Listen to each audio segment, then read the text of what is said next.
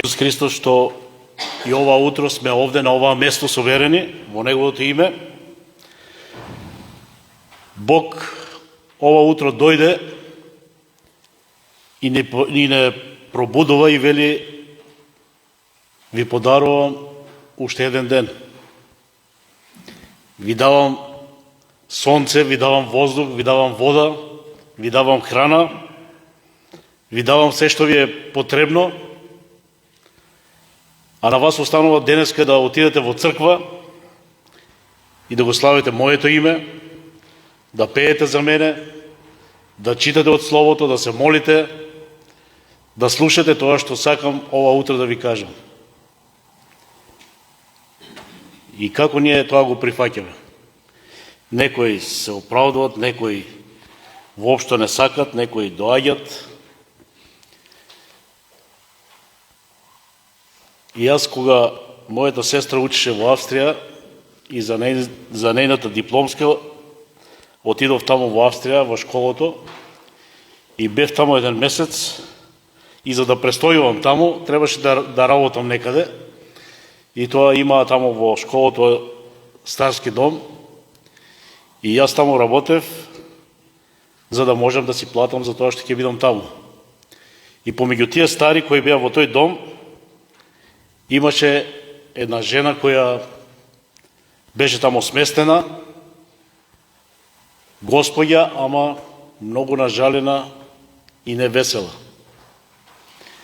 И јас, бидејќи не знам јазик, и прашувам зошто е таква таа жена, вели нејзините деца воопшто не доаѓат да ја видат. И затоа таа жена е толку тажна, кога гледа како на другите им доаѓат, ги посетуват, а нејзините не доаѓат или многу ретко доаѓат некојаш да ја видат. И замислете како Бог се чувствува кога ние не му обраќаме внимание, кога ние не доаѓаме да го славиме Неговото име, кога ние не доаѓаме да му дадеме слава и чест на Него. Верувате дека тоа нешто е неподносливо, тешко и навредливо.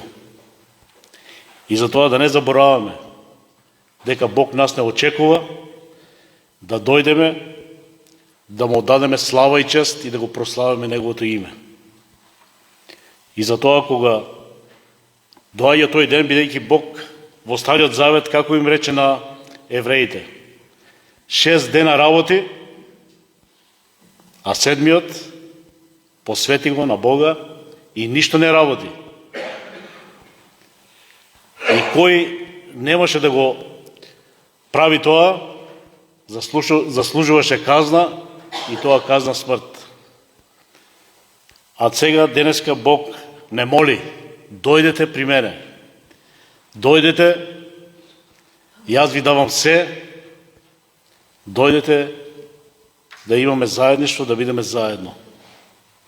Нека ова утро го започнеме овој час за слава на нашиот Господ со песната број 44. Сигурно сладка, Исус е мој. 44.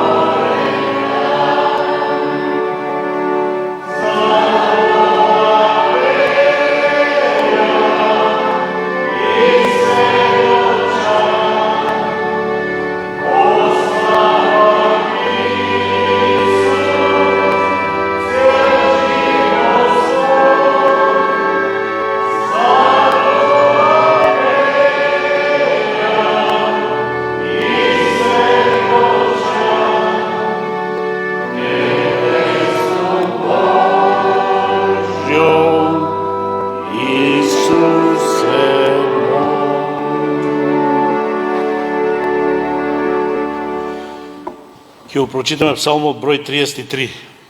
Псалм број 33. Радувајте се праведници во Господ, на праведниците им прилега да го слават. Славете го Господа со лира, пејте му на харфа со 10 жици. Пејте му нова песна, пејте му умешно и со восклик. Зашто словото на Господ е право и сите дела негови се извршени во верност. Тој сака праведност и суд праведен. Со милоста Господова е исполнета земјата. Преку словото на Господ беа создадени небесата и преку духот на устата негова сите сили нивни. Тој ги собира како во мев морските води, во бездните ги става во сокровишта, нека има страхопочит кон Господ целата земја, нека трепнат пред Него сите жители на светот. Зашто Тој рече и тие настанаа, Тој заповеда и се создадоа. Господ ги руши помислите на незнабожците, ги спречува намерите на народите, а замислата Господова вечно останува. Мислите на срцето Негово од род во род. Блажен е оној народ на кој Господ му е Бог и луѓето кои Тој ги избрал за наследство свое. Од небесата гледа Господ, ги гледа сите синови човечки. Од престолот на кој седи, ги наблюдува сите кои живеат по земјата. Тој кој на сите ним ги создал срцата, пази на сите дела нивни. Него спасува царот голема војска. Голема сила ни јунакот нема да го спаси. Несигурен е конјот за спасување. Со големата сила своја не може да избави. Но ете, очите Господови се врз оние кои имаат страхопочит кон Него и кои имаат верба во мислата Негова, дека Тој ќе ја спаси душата нивна од смрт и во време на глад ќе ги прехрани. Душата наша се надева во Господ, зашто Тој е наш помошник и наш заштитник. Зашто во Него ќе се весели срцето наше, зашто во светото име Негово веруваме. Мислата Твоја нека биде над нас, Господи, онака како што Ти се надеваме. Амин. Нека да се исправиме и да му благодариме на Бога. Господи, Татко наш небесен, нека е слава на Тебе, што Ти ни го подаруваш и овој прекрасен ден, за да можеме ова утро да бидеме соберени на оваа место, за да Те прославиме Тебе, да Твоето име се издига над се. Господи, да Ти отдадеме чест и слава, бидејќи Ти навистина ја заслужуваш. И никој друг не може да има место на кое Ти стоиш. Господе, ние припаѓаме на Тебе, Те сакаме и сакаме да Ти служиме со цело срце и целиот наш живот. Господе, благослови не и ова утро, благослови го Твоето Слово, преку него пробудувај не, соживувај не, обновувај не, за да биде слава на Тебе. Те молиме, Татко, во името на Исуса Христа. Амин.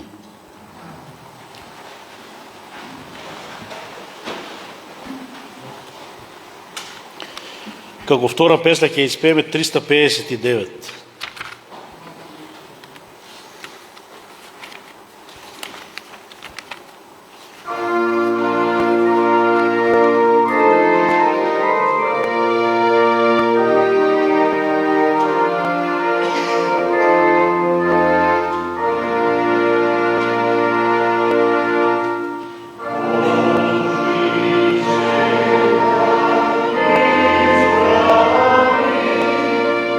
Say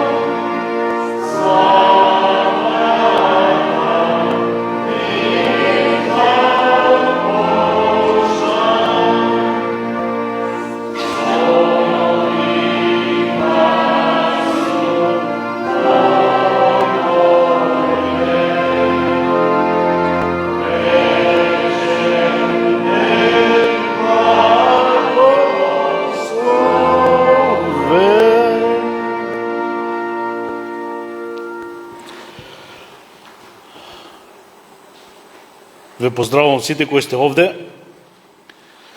Нека Бог да ве благослови и ова утро, посебно нашиот брат кој ќе ни води во Словото. Нека Бог го води, го исполнува, го благословува да може тој благослов да го пренесе и на нас. Ова утро, тоа што Бог сака да ни го каже, ние треба да го препознаваме во Божјото Слово. И да го прифаќаме, бидејќи Бог преку него сака да не учи, да не исполнува, да не охрабрува и да не научи и да не паѓаме под влијанието на сатаната. Затоа го повикам нашиот брат да дојде, Глигор, и да ни послужи од Словото.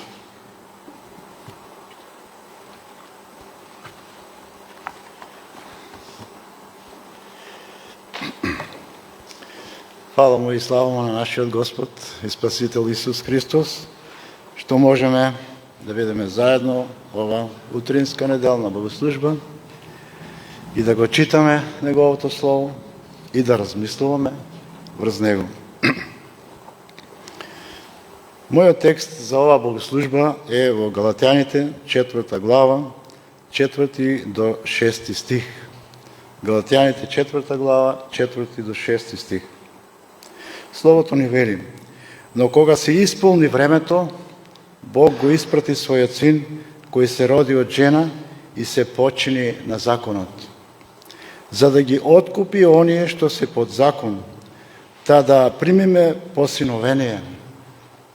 А бидејќи вие сте синови, Бог го испрати Духот на својот син во срцата ваши, кој вика Ава Оче. Толку од Словото Божјо. И ова е едно продолжување на проучување на посланието до Галатјаните.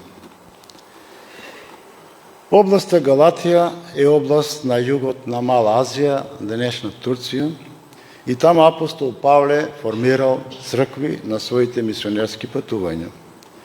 Таму дошле јудејци и ги вознемириле верните во тие цркви. Бог го искористил овој настан за да го натера апостол Павле да го земе перото и мастилницата и да го напише тоа послание. Од него се поучувале не само галатјаните, туку и сите христијани ни сите векови па и денеска. Кога сатаната ќе реши да направи некое зло, Бог тоа зло ќе го сврте на благослов. 4 глава од 1 до 4 стих вели: но ви велам, наследникот додека е млад, со ништо не се разликува од робот, макар што е господар над се. Туку е под настојници и чувари до определениот рок од татка си. Па така и ние, додека бевме малолетни, бевме поробени од стихиите на светот. Но кога се исполни времето, Бог го испрати својот син. Апостол Павле користи една илустрација од негово време. Тогаш богатите луѓе ги предавале своите машки деца на воспитувачи, со цел да се грижат за нив. Така било се до годината кога ќе станеле полнолетни. Од таа преодна година детето станувало законски наследник на имањето, на имотот на своите родители. До тогаш детето по ништо не се разликувало од останатите деца и од робовите. Ова илустрација Павле ја применува во духовен смисол, на духовном поле. Малолетното дете на богатите родители е слика на секој верник пред да се обрати, пред да се нановороди. Секој човек кој ќе се роди физички е духовно мртов. Роб му е на гревот и е поробен од стихиите на светот.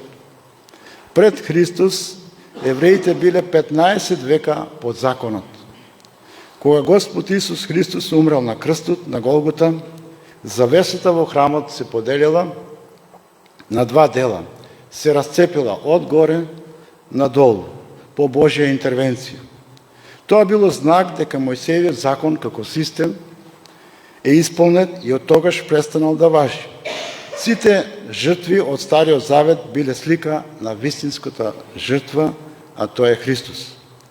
Со разделување на завесата во храмот, Бог им дал до знаење дека жртви повеќе не се потребни, бидејќи преку Христовата жртва сите што веруваат имаат слободен пристап до престолот на благодатта на небото. Пишува во Евреите 4:16. Но евреите, повеќето од нив кои што не го прифатили Христос, ја сошиле завесата, на некој начин ја споиле и повторно продолжиле да постаро, да си принесуваат жртви. Скоро 40 години после Голгота се однесувале како да не се случило ништо. Пак постаро, жртви секој ден. Но после 40 години, тоест во 70-та година, после раѓањето на Исус, Бог го испратил императорот Тит со огромна и силна војска.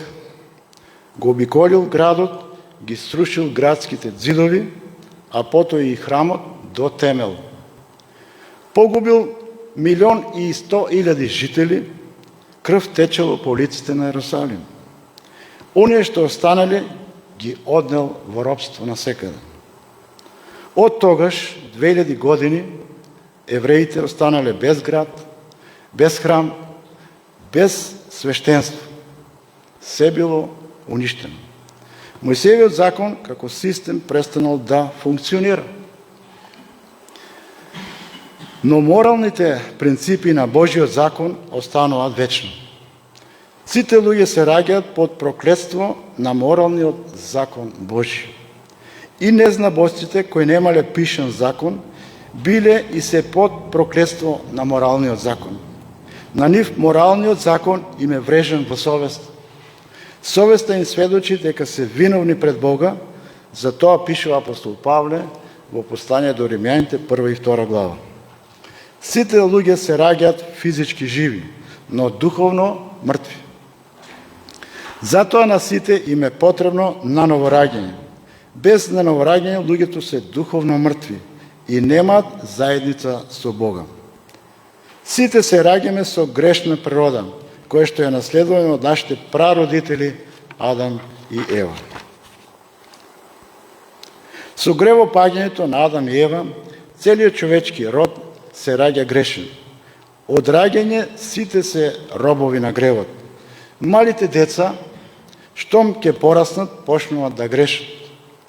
Нив не треба да ги учиме да грешат.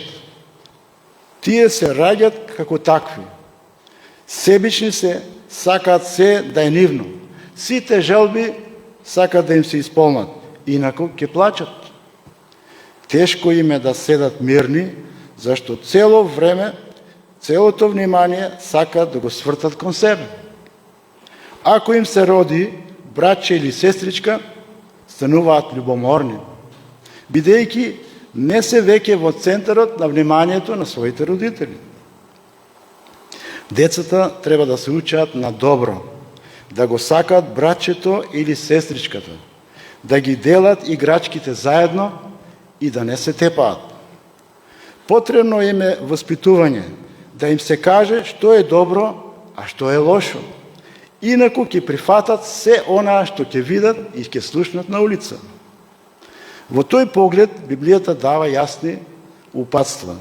Бог знае се за нас луѓето. Знае дека без Него не можеме да направиме ништо. Знае дека ни е потребен Спасител и затоа го испрати својот единороден син да го реши проблемот со нашиот грев. Сите наши гревови ги натовари на Него и ги прикува на крстот. А Тој, Исус, беше изнаранет за нашите гревови и мачен заради нашите беззаконија. Казната за нашиот мир падна врз Него, а преку Неговите рани ние се излекувавме. Сите ние бевме заблудени како овци, секој си одеше по својот пат, и Господ ги натовари врз Него гревовите на сите нас. Пишува пророк Исаија во 53 глава, 5 и 6 стих. Сите ние бевме заблудени. Бевме, но веќе не сме. Господ не најде. Бог го прати својот син да го побари и спаси загубеното. Во свое време Бог не побарал, не нашол како лутаме, како залутани овци, па не прибрал при себе. Уште пред да се обратиме, не чувал, не припремал за моментот кога сме го слушнале неговиот глас и сме поверувале. Фала му на Бога за тоа. Кога се исполни времето, Бог го испрати својот син. Околу 350 години пред новата ера, Бог го подигнал Александар Македонски, син на кралот Филип II. За период од 12 години го покорил целиот тогашен цивилизиран свет. Со себе го зел и познатиот грчки филозоф Аристотел. Каде и да одел, ја ширел грчката култура и грчкиот јазик. Во градот Александрија, што бил создаден од него, за прв пат е преведена Библијата од еврејски на грчки јазик од 70 преведувачи во 280 година пред новата ера. Грчкиот јазик е најбогатиот јазик на светот. Верувале во тоа или не? Затоа Бог дозволил Александар да го освои целиот цивилизиран свет и грчкиот јазик да биде најпознат во тоа време.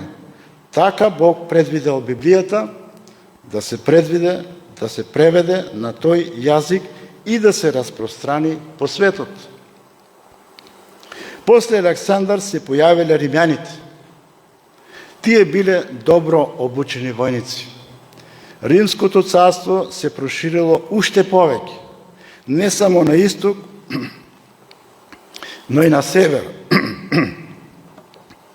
Ја освоиле речиси цела Европа, освен Скандинавија. За да се управува тоа големо царство, биле потребни добри патишта и добра комуникација. Затоа тие станале стручњаци за патишта, мостови, виадукти, аквадукти, од кој ден денеска некои постојат.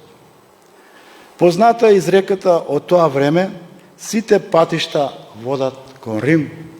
Еден од тие патишта водел и низ Македонија и се викал Вија Игнација, од Драч во Албанија до Солун.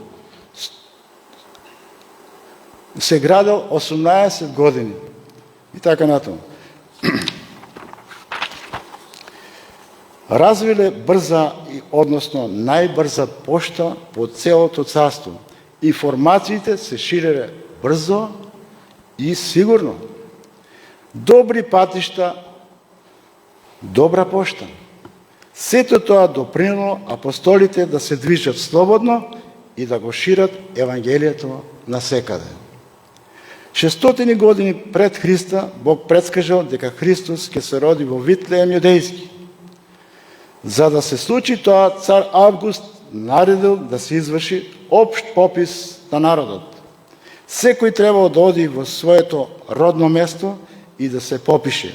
И така Јосиф морал да оди во Витлеем, бидејќи бил од племето Давидово, за да се попише со својата вереница Марија, која била бремена во 9-тиот месец.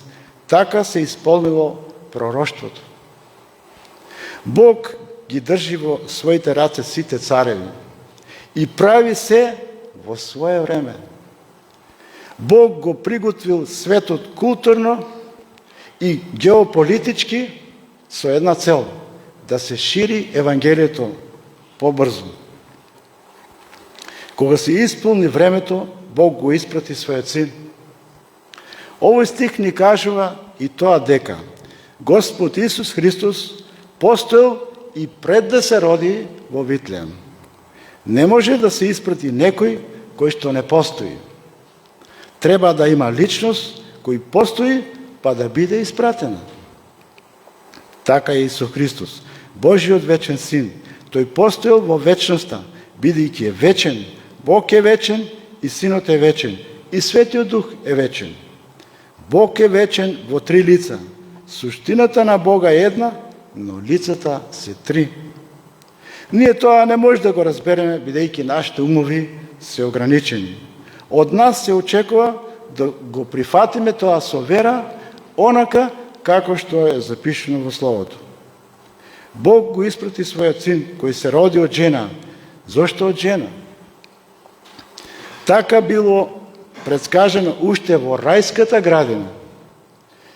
По гревопаѓањето, кажено дека Исус ќе биде семето женино.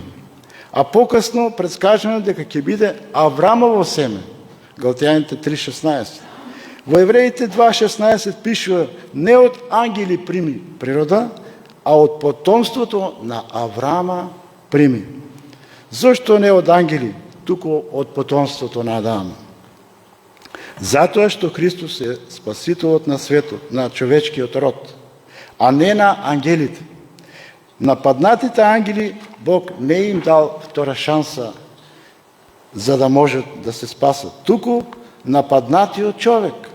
Затоа Христос взел учество во тело и крв човечка. Евреите 2:14. Пред да се роди од жена, бил Бог син, а кога се родил, станал човек, се утелотворил. Станал прав човек, но без грев. Без грев затоа што е зачнат од Светиот Дух, а не од човек. Ако беше од човек, ќе ја наследеше грешната природа од Адама. Во тој случај не ќе можеше да биде спасител на светот. Бог го испрати својот син кој се роди од жена и се подчини на законот. За верните апостол Павле вели дека не се под законот, туку под благодатта. Римјаните 6:14. А за Исус вели дека се подчини на законот. 33,5 години Исус бил под лупа на законот. Книжниците и фарисеите постојано го следели и сакале да го фатат во збор или дело, како го крши законот. Но не успеале. Му поставувале провокативни прашања, незгодни, за да се лизне, па да го обвинат за кршење на законот или дека е против римската власт. Па така да имаат зашто да се фатат и да го осудат на смрт. Но не успеале. Тој секогаш ги посрамувал и победувал. Па морале да барат лажни сведоци. Исус го исполни законот совршено и во се. Го исполнил и Мојсеевиот закон и пророците. Сите пророштва во Стариот Завет што се однесуваат за него биле исполнети 100%. Законот не можел да го осуди во ништо, а сите ние сме го прекршиле законот во многу нешто. Бог го испрати својот син кој се роди од жена и се почини на законот, за да ги откупи оние што се под законот, да примиме посиновение. Што направил Христос за нас? Да ги откупи оние што се под законот. Од овој стих може да научиме 3 работи. Прво, дека има ветување за откуп. Второ, има предмет за откуп, односно кои луѓе се откупени. И трето, има намена, односно зошто се откупени. Бог сака да не откупи. Бог ветил од вечни времења дека сака да ги откупи луѓето од гревот. Што значи тоа откуп? Тоа е нешто што било твое, па некој го зел или подобро го украл, па потоа повторно одиш да го купуваш за да си го вратиш назад она што било твое. Во Галатјаните 3:13 вели: Христос не искупи од клетвата на законот. За оние што го прифатиле Христос, законот нема ниту една оптужба против нив. Читаме во Римјаните 8:1. Оние што се искупени не се веќе своји. Кога нешто ќе купиме, тоа ни припаѓа на нас, тоа е наша своина. Луѓето што се искупени му припаѓаат на Бога. Во 1 Коринтијаните 6:20 вели: Скапо сте купени. Затоа прославете го Бога во своите тела и во своите души кои се Божи. Бог го создал човекот по својот облик и човекот му припаѓал на својот создател, но дошол непријателот и го измамил човекот и го заробил. Го одвел во робство. Преку Адама целиот човечки род е продаден на гревот. Читаме во Римјаните 7:14. Бог знаел дека човекот ќе падне во грев и затоа испланирал да го искупи, да го спаси, да го врати назад при себе. Никој не може сам да се спаси од гревот, но Бог го направил онаа што ние не можевме. Бог го пратил својот единороден син, за да не искупи. Делото за откуп е завршено на крстот на Голгота.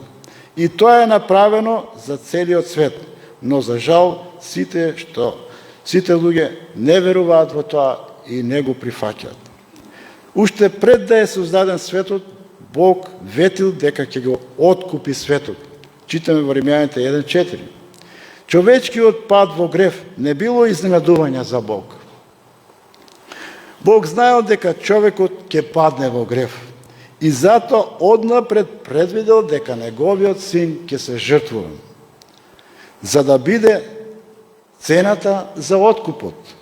Во Откровение 13:8 читаме: Јагнето заклано од создавањето на светот. Како може тоа Исус да биде заклан од создавањето на светот? Тоа е тоа. Господ знаел унапред што ќе се случи. Сите пророци од Стариот Завет пророкувале дека Исус ќе дојде. Затоа вели апостол Павле, кога се исполни времето. Бог работи се спрема својот календар. Зошто Бог толку го возлюби светот? Читам во Јована 3:16. Што го даде својот единороден син, да секој што верува во него, да не погине, но да има живот вечен. За кој го дал Бог својот син? За сите, за целиот свет. Во Евреите 2:9 читаме дека Христос вкуси смрт за сите. Во Галатјаните 4:5 ни кажува која е причината, целта за неговата смрт. Целта е да ги откупи оние што се под закон. Кои луѓе се под закон? Сите. Некои се директно, а некои се индиректно. Во Римјаните 3:19 читаме: Знаеме дека она за што зборува законот се однесува на оние што се под законот, за да се затворат устите на сите и така целиот свет да стане виновен пред Бога. Евреите биле директно подпишани од Божи закон. Се покажало дека и тие го прекршиле, иако имале привилегија со своји собствени очи да гледаат чудата што Бог ги правил во Египет, а потоа 40 години од Египет до ветената земја. Кога Израел го прекршил законот и не можел да се спаси преку него, тоа значи дека никој друг народ нема да успее во тоа. Преку Израел Бог докажал дека сите сгрешија и се лишени од славата Божја, но ќе се оправдат преку дар со Божјата благодат, а преку откупот во Христа Исуса. Римјаните 3:23-24. Директно и индиректно сите се под проклетство на законот. Истото тврдење само со други зборови може да го прочитаме во Галатјаните 3:22. Но писмото сите ги затвори под грев, та ветеното да им се даде на оние кои веруваат во Исуса Христа. Цел свет е под осуда на писмото. Сите се затворени под грев. Сите, и евреи, и неевреи. Исто така и сите може да се спасат преку вера во Христа Исус. Има и трет текст со истото тврдење. 2 Коринтијаните 5:19. Бог го измири светот со себе преку Христа, не земајќи ги предвид гревовите на луѓето, и го вложи во нас словото на измирување. Во Христа и неговата крв цел свет Бог го измири со себе. Тоа значи дека секој што сака може да дојде при Христа преку вера. Понатаму апостол Павле вели: ве молиме во името на Христа, помирете се со Бога. Упатена е молба за помирување со Бога кон целиот свет. Никој не е исклучен. Христос не искупи од клетвата на законот, откако поради нас стана клетва. Галатјаните 3:13. Христос умре за нас, уште додека бевме грешни. Римјаните 5:8. Преку Христос добиваме помирување со Бога. На цел свет му е понудено помирување со Бога. А тоа се добива само преку вера во Христа. Ако не поверуваме во Христа, тогаш ќе бидеме судени по законот, а законот никој не може да го исполни 100%. И затоа сите луѓе се под проклетство на законот. Проклетството на законот ќе се тргне од нас само ако го прифатиме Христа за наш Спасител. Затоа дојде Исус на оваа земја, за да ги откупи оние што се под законот, да примиме посиновение. Само верните можат да примат посиновение. Без Христос никој не може да биде посинет. Со вера во Христа стануваме деца Божи. Бог станува наш небесен татко и може да се молиме со молитвата Отче наш. Светиот Дух се вселува во нашите срца, а Христос седи од десната страна на Отецот и се моли за нас. Се моли за нас затоа што е наш прво свештеник.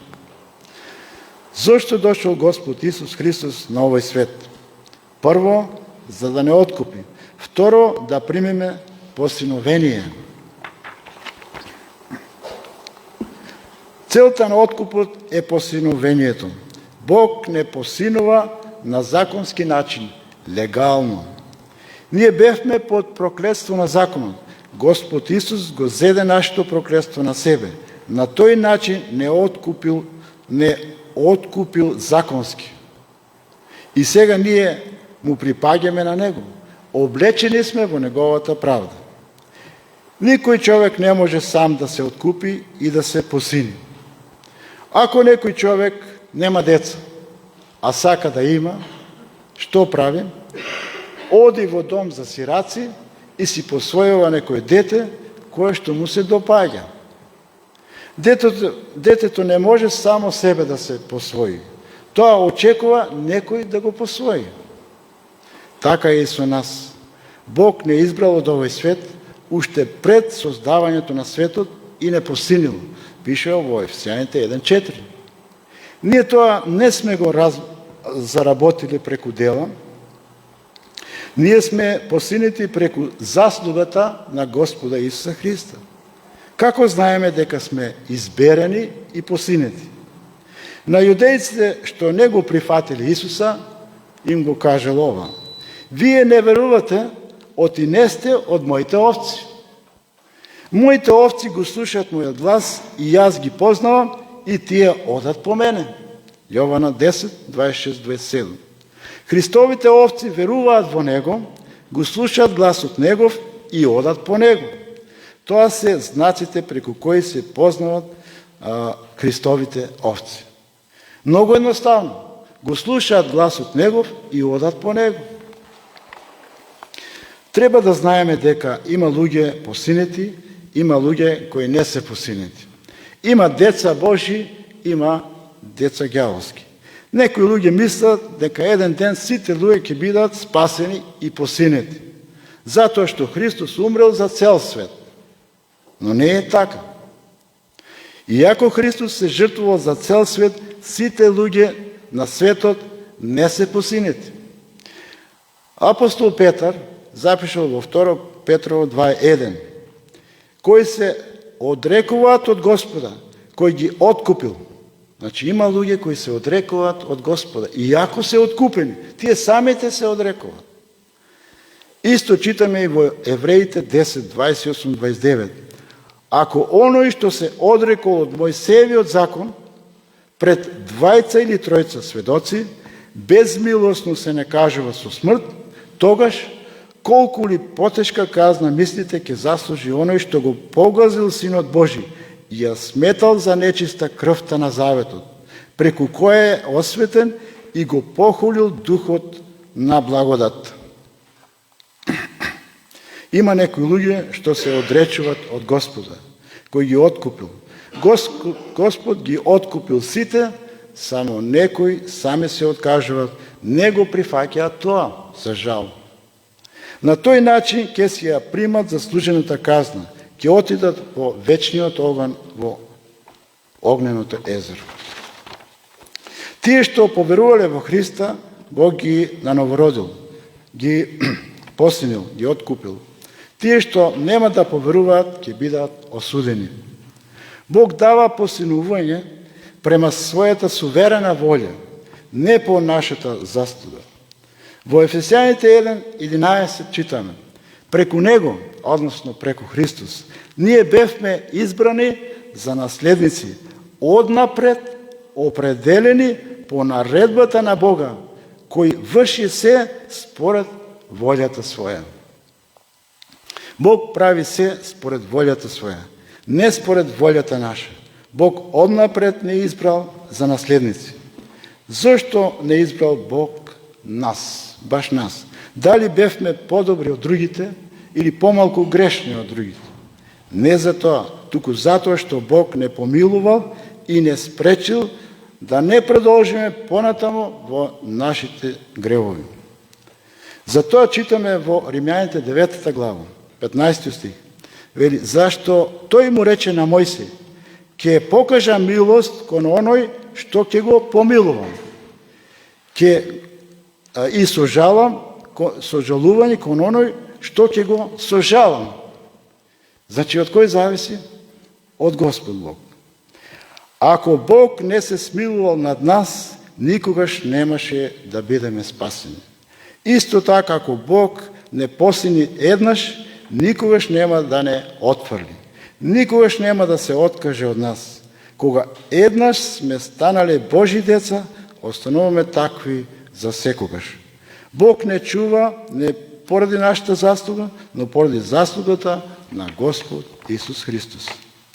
Ако ние како синови и ќерки почнеме да грешиме, тогаш Бог ќе не дисциплинира, ќе не казни, како таткото што ги сказнува своите непослушни деца. Вечниот живот нема да го изгубиме, ако сме нановородени, но Бог има право да не казнува, како што го казнувал својот народ Израел, кога биле непослушни. Како се станува дете Божие? Апостол Јован запишал во Јована 1:11-12. Дојде при своите и своите не го примија, а на сите што го примија, на сите што веруваа во Неговото име, им даде можност да станат синови Божи. Кој не по крв, ни по желба на телото, ни од поход машка, туку од Бога се родија. Дете Божјо стануваме во моментот кога ќе го примеме Исус и ќе поверуваме во Него. Бог сака да уживаме во нашите права како Негови деца, уште сега на земјата. Уште сега треба да знаеме, да сме свесни дека сме деца Божи. Така ни вели Словото. Апостол Јован запишал од 1 Јованова 3:1-2. Гледајте каква љубов ни дал Отецот, да се наречеме чеда Божи. И такви да бидеме. Возлюбени, сега сме чеда Божи. Не ќе бидеме некогаш.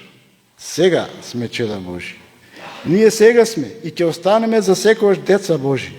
Не треба да се докажуваме постојано секој ден, но треба да пазиме да не го ожалоствуваме Бога како Негови деца. Како нашите деца, што не треба да се докажуваат дека се наши, но треба да внимаваат, да бидат послушни, да имат коректен однос кон нас, родителите. Така и ние треба да се однесуваме кон Бога. Како што родителите си ги сакат своите деца, затоа што се родени од нив, така и Бог си ги сака своите духовни деца, затоа што се родени од Него. Бог сака да знаеме дека сме Негови возлюбени деца. Затоа апостолите во своите послања многу пати на верните им се обраќаат со зборот возлюбени. Во Ефесијаните 5:1-2 апостол Павле вели: угледајте се на Бога како чеда возлюбени и живејте во љубов, како што и Христос не засака и себе си за нас се предаде, како принос и жртва на Бога за пријатен мирис. Верните се возлюбени чеда од Бога Отецот и од Господа Исуса Христа. Бог ги љуби верните колку што го љуби и својот син. Бог сака верните да го знаат тоа. На своите деца Бог им го дава Светиот Дух. Светиот Дух не учи и поттикнува да викаме Ава, Очи. И самиот Дух му сведочи на нашиот дух дека сме деца Божи. Вели Римјаните 8:16. Нека биде слава и чест на Господа Исуса Христа, сега и во сите векови. Амин. Ке станеме и ке се помолиме со молитвата Оче наш. Оче наш, кој си на небесата, да се свети името Твое, да дојде царството Твое, да биде волјата Твоја, како на небото, така и на земјата. Лебот наш насуш, дај ни го и денес, и прости ни ги долговите наши, како што и ние им простуваме нашите должници. И не воведи во искушение, но избавени од лукавиот, зашто е Твое царството, и силата, и славата во сите векови. Амин.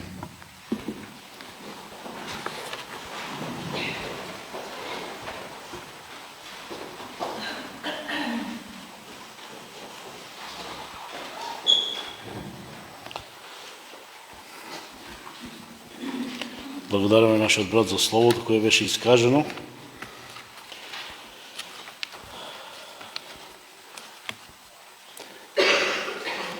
Сега ќе испееме песната број 112.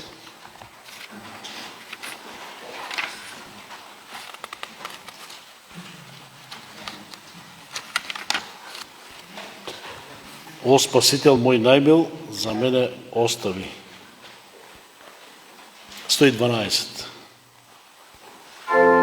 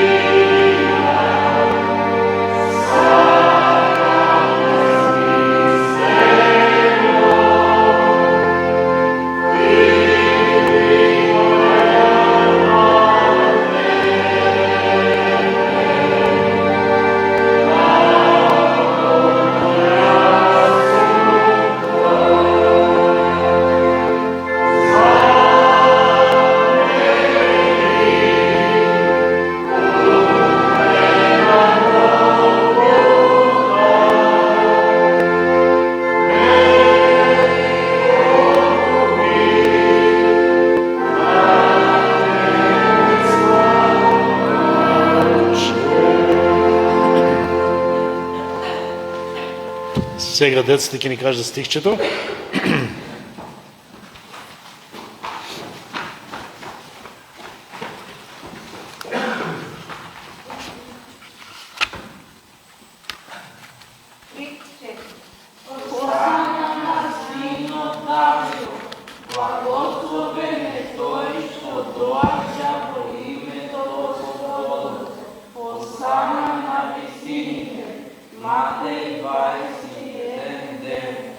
Браво, деца, нека Бог ги благослови децата. Уште повеќе да учат и да му служат на Бога. Ние дојдохме при крајот на службата. Останува да најавиме за следната недела. Во 10 часот е утринската богослужба, со тоа што нашиот ден, идната недела, е посебен ден, односно еден празник кој никоја друга религија го нема, бидејќи сите тие измислени богови или не се родени и неумрени, или родени и умрени, но нашиот Господ и Спасител Исус Христос воскресна од мртвите и ја плати нашата казна, тоа што ова утро беше проповедта. Тој го даде својот живот за нас. И затоа ние треба уште повеќе да го славиме. Уште повеќе да празнуваме и да му кажеме на овој свет дека Господ Исус Христос е единствен. И нема друг како Него. И заслужува да му се отдаде секоја чест и слава. Така да ние со драго срце ќе го славиме тој ден, ќе празнуваме. После хорот ќе остане да вежба, бидејќи се припремаме со песни, децата се припремаат, но на вас останува сите други да се уклучите во таа припрема, односно, што треба да правите. Некои зборуваат, па тако јадење, друго јадење, трето јадење. Нас тоа не толку интересира, но ние треба да се припремаме да ги повикаме луѓето да дојдат и да ја чујат таа вест за Господ Исус Христос, Исус кој спасува, кој нуди вечен живот и кој не повикува да дојдеме при Него. Секој еден има таа должност, со секој еден што ќе се сретне или е близок со некој, комшија, роднина, пријател, да го повика да дојде при Господ Исус Христос. Немој да заборавате на таа должност. Ако ние не покануваме, црквата ќе ни се празни уште повеќе. Исус што правеше? Ги праќаше своите ученици по селата да одат по градовите, по двајца и да сведочат. Тој ги учеше и им кажуваше која е нивната должност. А тоа е и наша должност. Да одиме и на другите да им кажеме за Господ Исус Христос. Сам човек тешко да му текне да дојде. Но кога ќе биде поканет, некогаш од почит, некогаш од радозналост, ќе дојде. Затоа нека да ја земем при срце таа одговорност наша и да го правиме тоа што Господ Исус Христос го сака. Така да во недела, следната недела ќе имаме и свечена служба од нашите деца, кои се припремаат, кои се подготвуваат. Ќе имаме проповед, а после вечерта ќе видат децата, мислам ти во 6 часот одговара времето. Ќе имаме песни и не знам што уште друго ќе имаме, но ќе видиме кога ќе дојдеме. Нека Бог да не благослови. Сега за крај ќе станеме и ќе испееме песната број 1 и со тоа ќе завршиме.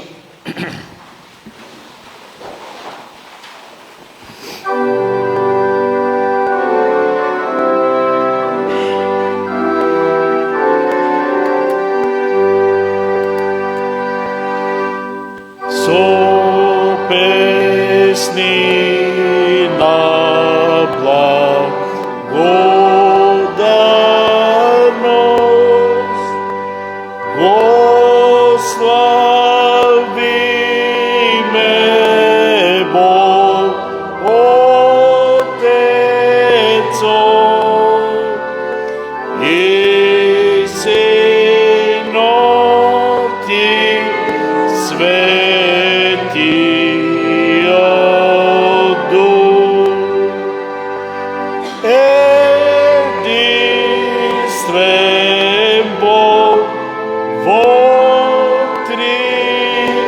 лица.